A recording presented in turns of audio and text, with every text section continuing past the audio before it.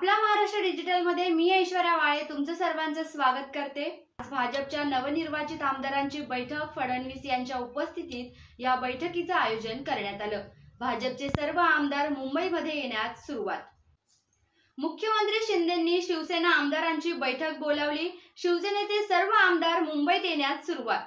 मुंबईतील ताज land set या हॉटेलमध्ये या आमदारांची बैठक। या बैठकीमध्ये शिवसेनेचा गटनेता निवडला जाणार। राज ठाकरेंनी उद्या मनसेच्या नेत्यांची बैठक बोलावली आहे। विधानसभा निवडणुकीत झालेल्या पराभवावर मनसे चिंतन करणार। उद्या सकाळी 11 वाजता शिवतीर्थ निवासस्थानी बैठकीचे आयोजन।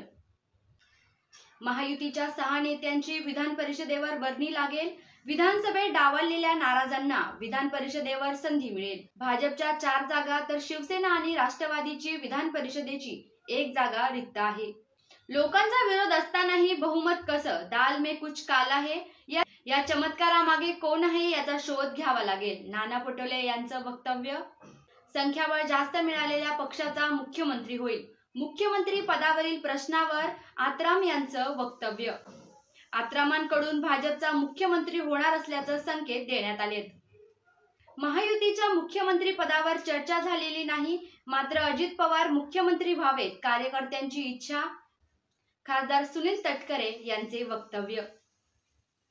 शिंदेंनी पुन्हा मुख्यमंत्री व्हावं ही सर्वसामान्य जनतेची इच्छा आहे। शिंदेंच्या नेतृत्वात निवडणुका लढण्यानं त्यांनीच मुख्यमंत्री व्हावं अशी आमची इच्छा, मात्र दिल्लीत निर्णय होईल। अब्दुल सत्तारांचं वक्तव्य। येवल्यामध्ये सातवन भेटीसाठी गेलो होतो, पाडायचं असतं तर मी सभा घेतल्या असत्या। छगन भुजबळ यांच्या टीकेनंतर जरांगे पाटलांचं पलटवार।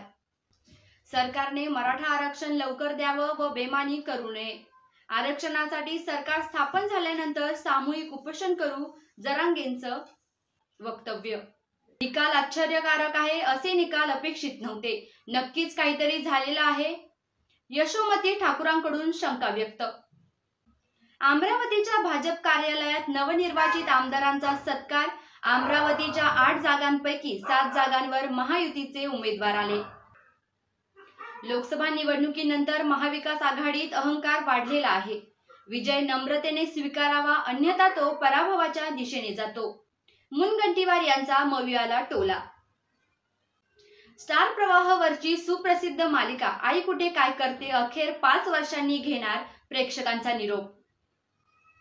अशाच महत्त्वपूर्ण बातम्यांसाठी फॉलो, लाईक, शेअर करा आणि पाहत राहा आपला महाराष्ट्र डिजिटल। नमस्कार।